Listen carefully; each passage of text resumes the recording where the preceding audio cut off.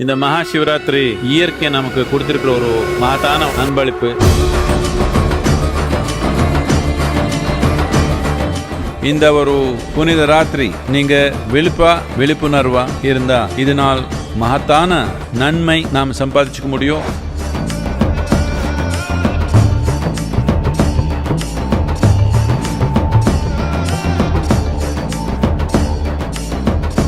நம்ம பூமிக்கு சூரியனுக்கு இருக்கிற தொடர்புல இந்த நாள் தானவே நமக்குள்ள நம்ம உயிர் சக்தி பொங்கி மேல வர்றதுக்கு ஒரு வாய்ப்பு இருக்குது.